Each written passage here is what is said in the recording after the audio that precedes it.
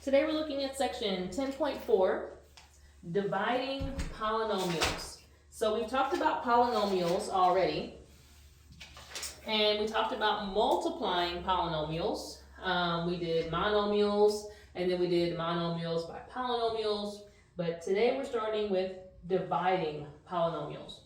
For the most part, when you're dividing, we're going to be actually dividing the coefficients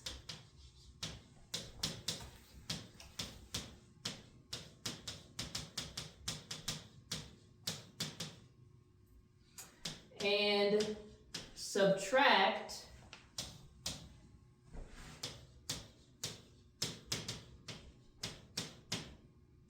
the exponents.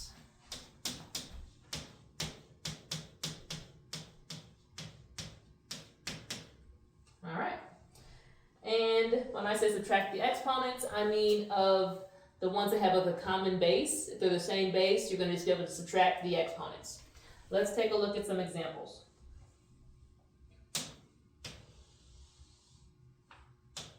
The first example, and there's not a lot of examples here. Our first example, 10.4, letter A, the directions just say divide. And our polynomial, 16c cubed minus 10c squared minus 2c divided by negative 2c.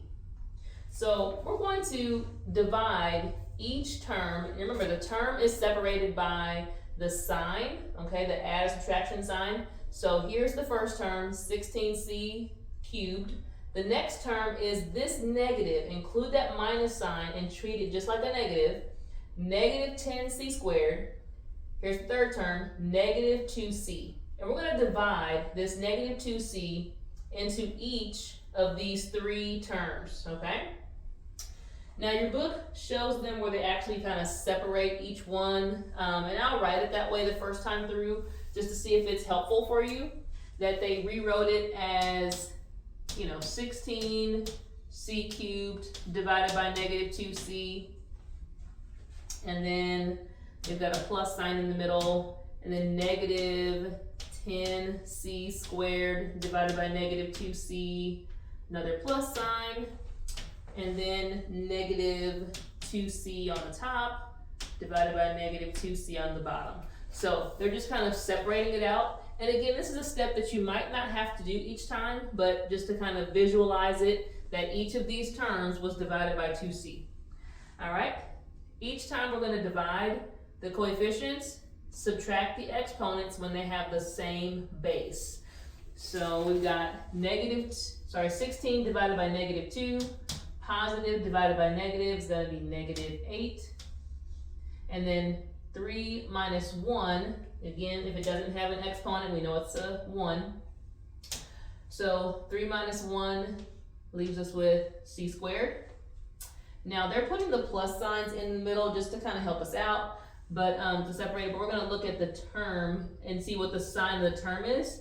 Negative 10 divided by negative 2, the two negatives give us positive.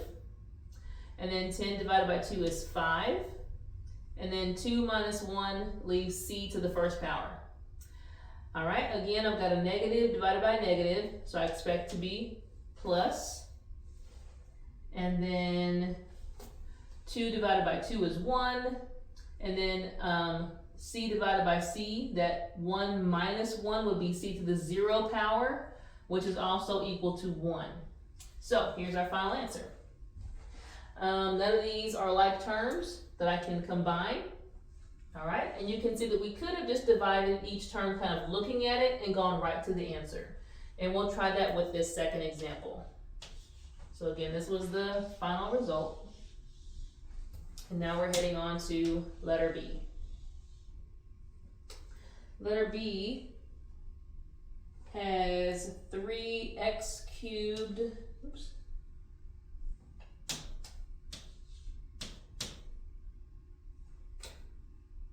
x to the fifth. 3x to the 5th y plus 8x squared y cubed divided by 24x squared y.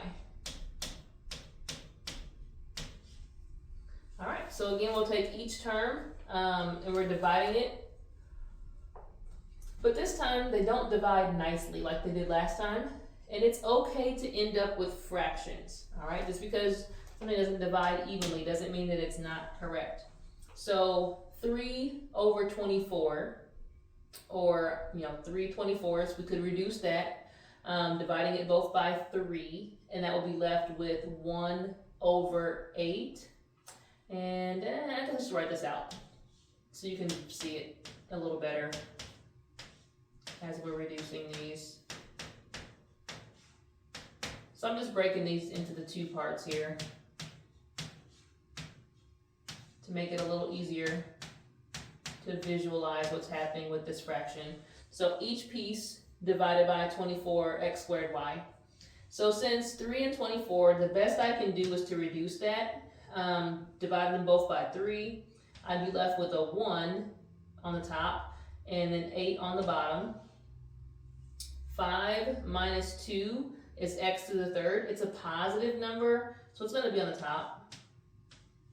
And then y divided by y, or 1 minus 1 is 0. So I don't need the extra line there. Next, I've got positive numbers, so I expect this to be plus. And then 8 over 24, I can divide them both by 8, or reduce it by 8. So that'll be 3 on the bottom. 2 minus 2 for the x's leaves 0 power, so just an invisible 1 for the x. And then 3 minus 1 for the y's leaves y squared. All right, and here's the final answer for this one. So again, dividing the coefficients, subtracting the exponents. If you end up with fraction, like they don't divide evenly, that's all right. Just reduce them to lowest terms.